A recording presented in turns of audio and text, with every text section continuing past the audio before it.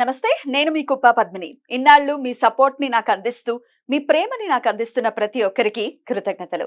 ఇప్పుడు చూడబోతున్న ఈ వీడియో కూడా ఖచ్చితంగా మీకు ఉపయోగపడుతుంది. లైక్, షేర్ అండ్ సబ్స్క్రైబ్ చేసి మీ ఇష్టాన్ని, అలాగే మీ సపోర్ట్‌ని నాకందించండి. అలాగే ఈ వీడియో పట్ల మీ అభిప్రాయాన్ని కామెంట్ సెక్షన్‌లో కామెంట్ చేసి నాకు తెలియజేయండి. నమస్తే. నమస్తే. Welcome to our channel. నేను పద్మిని. ప్రస్తుతం మనతో పాటు వేదిక్ ఆస్ట్రాలజర్ అవినాష్ దాస్ గారు ఉన్నారు. మాట్లాడదాం. నమస్కారం అండి. నమస్కారం అండి. ఓం నమ శివాయ, ఓం నమో వెంకటేశాయ. ఎలా ఉన్నారు అవినాష్ గారు? దేవుడి దయ వల్ల చాలా చాలా బాగున్నానండి. ఇది ఈ ఎనర్జీ కావాలి. బోర్డ్ మీద ఏంటండి బాబు భయపెట్టడానికని న్యూక్లియర్ బాంబ్ అని రాశారు. What is going to happen? అసలు ఏంటి? ఏం చెప్పబోతున్నారు? ఏది చూసినా ఒక పాజిటివ్ యాంగిల్‌లో చూడాలి. బాంబునా? ఆప్టిమిజం బాంబునా? ఆప్టిమిజంతో చూడాలి దేన్నైనా ప్రపంచంలో. ఒక బాంబ్ పేలిందంటే కూడా ఆప్టిమిజంతో చూడాలి. ఇవాళ మరి జపాన్ అలా ఉందంటే ఆ, దాని రీజన్ న్యూక్లియర్ బాంబ్. లేకపోతే జపాన్ ఒక ఊరులాగా ఉండేది. ఓకే. సో దాని నుంచి వాళ్ళు చాలా డెవలప్ అవ్వటం కావచ్చు. అవును. ఒక మొక్క కూడా మొలవనటువంటి పరిస్థితి నుంచి ఇప్పుడు ఎంత ఫాస్ట్ గా సో మీరే చెప్పారు ఇప్పుడు ఒక మొక్క కూడా మ్మ్. మొలవని నుంచి ప్రదేశం అది. ప్రదేశం నుంచి ఇంత స్పీడ్ వచ్చారు. ఓకే. మ్మ్. సో 19 అసలు మనం ఇవాళ నుంచి ఇప్పుడు న్యూక్లియర్ బాంబ్ గురించి స్టార్ట్ చేసాం కాబట్టి న్యూక్లియర్ బాంబ్తో స్టార్ట్ చేద్దాం. న్యూక్లియర్ బాంబ్ అనేది ఏప్రిల్ 6, 1945లో పేలింది. అప్పుడు యురేనస్ కృతికాలో ఉన్నారు, వచ్చారు అప్పుడే. వచ్చారు. మ్మ్. కృతిక అంటే రేజర్, మ్మ్. ఉచ్చ కోత. మ్మ్. సో మ్మ్. ఆ ఏప్రిల్ 6, 1945 రోజు మ్మ్. యురేనస్ కృతికాలో ఉన్నారు, మ్మ్. రాహు లియోలో, కేతు యాక్వేరియస్లో ఉన్నారు. మ్మ్. సో ఆ రోజు అమెరికా జపాన్ మీద, నాగాసాకి ఇంకా హిరోషిమా మీద న్యూక్లియర్ బాంబ్ వేశారు. మనకు తెలుసు ఎంత విధ్వంసం జరిగింది. Yeah. సో సేమ్ 84 ఇయర్స్ తర్వాత ఇప్పుడు అదే యురేనస్ కృతికాలోకి వస్తుంది. వచ్చేసింది. ఇప్పుడు వృషభంలో వచ్చింది. ఆ, వృషభంలో అదే రెండో పాదంలోకి వచ్చి ఉండాలి కదా. ఆ, వృషభంలోకి వస్తే వృషభంలో 0 degrees లో కృతిక రెండో పాదంలో కృతికాలో ఉంది. మీరు చెప్పింది కరెక్ట్, కృతికాలో ఉంది. ఉమ్. కానీ రాహు కేతు కాంబినేషన్ ఏదైతే ఉందో అది రివర్స్ అవబోతుంది. రివర్స్ అవుతుంది. ఇది యాక్వేరియస్ లో, ఇది లియోలో వస్తుంది. నెక్స్ట్ ఇయర్ లో జరుగుతుంది. అవును. ఇంకోటి మనం చూసుకుంటే నవంబర్లో ఎలక్షన్స్ ఉన్నాయి అమెరికాలో. ఉమ్. ఓ. సో అప్పుడే మార్పు కూడా వీళ్ళది. రాహుకేతులు రాహుకేతు కూడా ఆల్మోస్ట్ అప్పుడే October or so Rahu Ketu నేను చెప్తుంది ఈ నవంబర్లో ఎలక్షన్స్, ఈ నవంబర్. ఈ నవంబర్లో యుఎస్ఏ ఎలక్షన్స్. ఇది దీని తర్వాత నెక్స్ట్ ఇయర్ Yeah. లో జూలై ఆగస్ట్ తర్వాత రాహుకేతు మారడం అనేది జరుగుతుంది. Right. సో ఈసారి ఆటోమేటిక్గా ఒక అసాసినేషన్ అనేది కంపల్సరీగా జరుగుతుంది. దేని మీద? యుఎస్ఏ ఎలక్షన్స్ లో ఏదైనా ప్రెసిడెన్షియల్ క్యాండిడేట్స్ మీద ఈసారి 4 నుంచి 5 ప్రెసిడెన్షియల్ క్యాండిడేట్స్ ఉన్నారు. ఇక్కడలాగా ఇద్దరు కాదు. మనం చూసుకున్నాం బాబు గారు, జగన్ గారు, ఇక్కడ రేవంత్ గారు, కేసీఆర్. అట్లా అమెరికాలో లేదు. అమెరికాలో ఒక 4-5 క్యాండిడేట్స్ ఉన్నారు. Right. సో ఈసారి చాలా పెద్ద గొడవ జరుగుతుంది. ఇంకోటి, అప్పుడు న్యూక్లియర్ బాంబ్ పేలినప్పుడు చాలా పెద్ద సంక్షోభం జరిగింది. సో ఈసారి ఎలక్షన్ తర్వాత 100% సంక్షోభం జరగబోతుంది. అది కూడా ఆర్థిక సంక్షోభం అనేది జరుగుతుంది, ప్లస్ సివిల్ వార్ అనేది జరుగుతుంది. ఇప్పుడు మీరే ఆలోచించండి, జాబ్స్ అన్నీ పోతే, ఆర్థిక సంక్షోభం జరిగితే ఆటోమేటిక్ గొడవలు జరుగుతాయి. సో అప్పుడు మనం చూసాం దాదాపు 10 లక్షల మంది చనిపోయారు. ఈసారి అంతమంది చనిపోరు కానీ అంతమంది ఇంపాక్ట్ అవుతారు లైఫ్స్. ఇంకోటి, USA is connected to the world. ప్రపంచంలో ప్రతి దేశానికి యుఎస్ఏతో సంబంధం ఉన్నాయి. అదే అగ్రరాజ్యంగా కొనసాగుతుంది కాబట్టి డెఫినెట్లీ ఎంతో కొంత సత్సంబంధాలు ఉన్నాయి. కొంచెం ఎనిమిటీ కూడా ఉంది. కరెక్ట్. కొందరికి అసలు యుఎస్ఏ పడదు. ఇప్పుడు Right. కొందరికి యుఎస్ఏ ఫ్రెండ్. కానీ ఎంతో కొంత ఆర్థిక లావాదేవీలు అయితే ఉన్నాయి. సో దీనివల్ల జాబ్ మార్కెట్ అనేది విపరీతంగా డిస్టర్బ్ అవుతుంది. ఆల్రెడీ రెసెషన్ నడుస్తుంది చాలా నడుస్తుంది. విపరీతంగా యుఎస్ఏలో. విపరీతంగా మీరే చెప్తున్నారు యుఎస్ఏలో నడుస్తుంది. మీకే నాకన్నా బాగా తెలిసినట్టుంది, ఎందుకంటే ఎందుకంటే మా హస్బెండ్ సాఫ్ట్వేర్ లో ఉన్నారు కాబట్టి. Yes. సో నవంబర్లో ఎలక్షన్స్ తర్వాత 100% ప్రపంచం మొత్తం ఈ సాఫ్ట్వేర్ జాబ్స్ కావచ్చు, ప్లస్ ఆర్థిక లావాదేవీలు, మన కార్గోలో మెటీరియల్స్ పోతూ ఉంటాయి, అన్నిటికీ చాలా పెద్ద ముప్పు ఉంది. సో విపరీతమైన సంక్షోభం అనేది జరగబోతుంది. ఎక్కువ ఎక్స్పీరియన్స్ చేసేది దీన్ని 90% యుఎస్ఏనే చేస్తుంది. సో యుఎస్ఏ ఇంకా అగ్రరాజ్యంగా ఉండదు. ఎందుకని యుఎస్ఏ మీదే ఉంది దీని impact? Why not any other ఇప్పుడు కంట్రీ? మనం కర్మ అనుకుంటాం కదండి. నువ్వు జపాన్ మీద బాంబు వేసావు, తిరిగి నీ మీద పడుతుంది కదా ఒక బాంబు. కర్మ రిటర్న్స్. కర్మ రిటర్న్స్ ఆఫ్టర్ 84 years. ఇది చాలా పెద్ద లెసన్. మనిషి అర్థం చేసుకోవాలి. మనిషికి కాదు, దేశానికి కూడా కర్మ ఉంటది. సో ఇప్పుడు మనం చూస్తున్నాం ఆల్రెడీ యురానస్ ఎప్పుడైతే వృషభంలోకి టారస్లోకి ఎంటర్ అయిందో ఈ యూక్రెయిన్ ఇజ్రాయెల్ గొడవలు బాగా ఎక్కువైపోయినాయి. ఇవే ట్రిగ్గర్ అవుతాయి. మనం అసలు పట్టించుకోవట్లేదు ఈ రెండింటిని.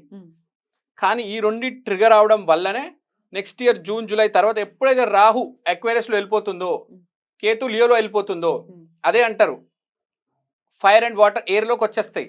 ఇప్పుడు అర్త్ అండ్ వాటర్లో ఉన్నాయి Rahu and Ketu, fire and ఎయిర్లోకి వచ్చేస్తాయి. ఇది ఎప్పుడైతే జరుగుతుందో 100% ఒక బాంబ్ అయితే పేలబోతుంది. ఇంకా నేను చెప్పనక్కర్లేదండి, ఇక్కడైతే భారత విధ్వంసం అయితే జరగబోతుంది. సరే, యుఎస్ లో ఆబ్వియస్ గా మన ప్రవాసాంధ్రులు చాలా మంది ఉన్నారు. కరెక్ట్. సో వాళ్ళ గురించి కూడా మనం ఆలోచించాలి. అలాగే ఇండియా మీద ఏమైనా ఇంపాక్ట్ ఉంటుందా?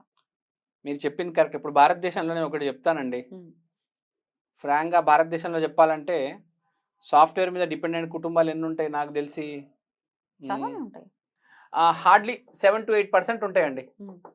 అంతేనా? అంతే, సాఫ్ట్వేర్ మీద కుటుంబాలు ఇక్కడ భారతదేశంలో మాక్సిమం బిజినెస్ చేసుకుంటారు.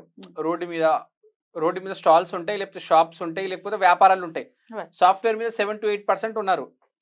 సో భారతదేశంలో డిపెండెంట్ వాళ్ళు, వీళ్ళకి కొంచెం ఇబ్బంది పడవచ్చు. అంటే నేను వీళ్ళు జాబ్ పోతుంది అని చెప్పట్లేదు, శాలరీస్ చాలా డౌన్ అయిపోతాయి. ఇప్పుడు మీరే ఆలోచించినప్పుడు ఆర్థిక సంక్షోభం జరిగిన తర్వాత ఫస్ట్ ఆఫ్ ఆల్ అక్కడ అమెరికాలో జాబ్స్ పోతాయి, ఇక్కడ ఇండియాలో ఎందుకు పోవంటే ఇండియాలో శాలరీస్ తక్కువ, యూఎస్ఏలో ఎక్కువ కాబట్టి ఇక్కడ తీయకపోవచ్చు, కానీ ఇక్కడ శాలరీస్ అయితే తగ్గిపోతాయి. కొంతమంది జాబ్స్ పోవడం కూడా జరుగుతుంది. మెయిన్గా అంత బాధపడాల్సిన అవసరం లేదు ఇండియా, కానీ అమెరికా అయితే చాలా ఇబ్బందుల్లో పడబోతుంది. ఒక రకంగా చెప్పాలంటే ప్రపంచమే ఇబ్బందుల్లో పడబోతుంది. మనం ఇక్కడ చాయ్ అమ్మేవాడికి, పునుగులు అమ్మేవాడికి, దోశలు వేసేవాడు వాడికి ఏం తేడా పడుతుంది? వాడికి ఏం తేడా పడదు. ఇక్కడ ఎంతో కొంత సాఫ్ట్వేర్ వాళ్ళకి తేడా పడుతుంది, కానీ అమెరికా అయితే క్లోజ్డ్ అని చెప్పేస్తున్నానండి. క్లోజ్డ్ అయినా ఏకంగా ఇంకా అసలు అమెరికాలో నేషనల్ చేస్తే నాశనం దుంప నాశనం అంటున్నారు కొన్ని ఒక టైం వరకు. ఎంత టైం వరకు? అది మీరు రాహు కేతు ఇంకా ఆ అక్వేరియస్ ఇంకా లియోలో ఉండేదాకా 18 నెలలు ఆట ఆడుకుంటది అమెరికాని. ఇంకా అసలు రోజు పొద్దున్న లేస్తా గొడవ. ఎందుకంటే సేమ్ కాంబినేషన్ చూడండి, ఆ కృతికా లియో అక్వేరియస్. ఇదే టైంలో యాక్చువల్ గా World War II జరిగింది. వృషభం యురానస్ ఎప్పుడైతే వృషభంలో ఎంటర్ అయింది 7 years పీరియడ్, అప్పుడే World War II జరిగింది 41 నుంచి 48. సో మీరు అర్థం చేసుకోండి, ఇండైరెక్ట్ గా World War III స్టార్ట్ అయిపోయింది ఇది. కానీ ఈసారి మనుషులు పోగొట్టుకునేది ప్రాణం కాదు, డబ్బు.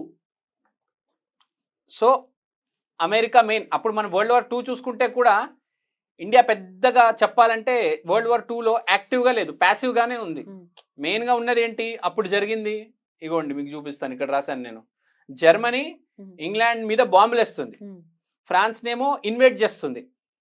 సో పాశ్చాత్య దేశాలు వెస్టర్న్ సైడ్ మెయిన్గా జర్మనీ, ఇంగ్లాండ్, ఫ్రాన్స్, అమెరికా విపరీతంగా మారిపోతుంది కింద మీద. అసలు ప్రవాసాంధ్రులు జాగ్రత్తగా ఉండాల్సినటువంటి పరిస్థితి అయితే ఉంది. It is a huge subject. I don't know ఎట్లా దీన్ని రిసీవ్ చేసుకుంటారో, బట్ ఒక చిన్న కాషన్ ఇవ్వటానికి మీరు చెప్తూ ఉన్నారు, అంతే కదా? రైట్. సో మన ప్రవాసాంధ్రులు ఖచ్చితంగా, మన భారతీయులు ఖచ్చితంగా జాగ్రత్తగా ఉండాలి ఈ పీరియడ్లో అని చెప్తున్నారు. Let's hope for the best. అంటే శాంతిగా ఉండాలి ప్రపంచం అంతా అని కోరుకోవటం మినహాయిస్తే మీరు అన్నట్టుగా కర్మ రిటర్న్స్, దాని నుంచి ఎవడు తప్పించుకునేటటువంటి పరిస్థితి ఉండదు. So let's hope for the best. అంటే అప్పుడెప్పుడో జరిగిన దానికి ఇప్పుడున్న ఇన్నోసెన్స్ ఇబ్బంది పడటం అనేది బాధాకరమే కదా, అట్లా జరగకూడదని కోరుకుందాం.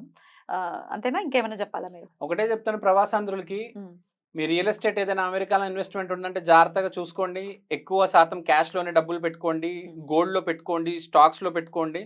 రియల్ ఎస్టేట్ అంటే మళ్ళీ మీకు తెలుసు కదా, ఒకసారి ఇలాంటి పరిస్థితులు వస్తే దాన్ని మళ్ళీ రియల్ ఎస్టేట్ అమ్మడం కొనడం అంటే అలాంటి సంక్షోభ సమయంలో చాలా కష్టం. కాబట్టి కొంచెం రెడీగా ఉండండి, జాగ్రత్తగా ఉండండి అని చెప్తున్నాను మీకు. వచ్చే సంవత్సరం మే జూన్లో కల్లా మీకు స్టార్ట్ అవుతుంది, చాలా ఇబ్బందికరంగా ఉంటుంది. ఒక 18 నెలలు అయితే అసలు యాతన. మీరు ఆ యాతన తట్టుకోగలుగుతారు, దాని తర్వాత ఉండగలుగుతారంటే ఓకే, కానీ ప్రపంచం అయితే మారబోతుందండి. ఏ రోజైతే మీరు గమనించండి, ఏ రోజైతే శని మేషంలోకి వెళ్తాడో Hmm. దీని తర్వాత జరిగేది అది 5 years తర్వాత ఉంది అది. దీని తర్వాతే మెల్లిగా 26 27 25 26 27 27 సో 25 26 లో ఇదంతా జరుగుతుంది. Hmm. 27 లో మొత్తం ప్రపంచం మారబోతుంది. Right.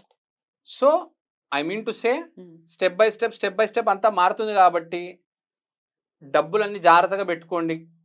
మీకు ఇంకా నాకన్నా ఎక్కువ మీకే ఫైనాన్షియల్ గా అమెరికాలో ఉన్న ప్రవాసాంధ్రులకు తెలుసు కాబట్టి ప్లాన్ చేసుకోండి. Right. ముందు సమయం అయితే బాగాలేదు అమెరికా వాళ్ళకి, ఇండియాలో వాళ్ళకి అయితే ఏం ఇబ్బంది లేదండి, హ్యాపీగా బతికేస్తారు. వచ్చేయాలి అనుకున్న వాళ్ళు వచ్చేయచ్చా? హ్యాపీగా వచ్చేయండి. ఒకవేళ ఆ ప్లాన్స్ లో ఉంటే, ఇప్పుడు పని Guarantee. కట్టుకుని తట్టబుట్ట కట్టుకో చదువుకోమని కాదు, ఒకవేళ ఆ ప్లాన్స్ లో ఉంటే కనుక ఓకే. ఎనీవేస్ చాలా మంది తిరిగి వచ్చేస్తారు కూడా, అది కూడా సత్యం. ఎందుకంటే ప్రపంచం 27లో ఎప్పుడైతే మారుతుందో చాలా మార్పులు వస్తాయి. చాలా మంది ఒకరిద్దరు కాదు, ఇంకా నేను పర్సంటేజ్ చెప్పకూడదు కానీ చెప్పలేను, అలా ఒక నంబర్ చెప్పకూడదు, కానీ చాలా మంది తిరిగి వస్తారండి. మీరే ఆలోచించండి, వాళ్ళే సంక్షోభం. కోరుకుంటున్నాను. నమస్తే అండి. నమస్తే, సాయిరామ్.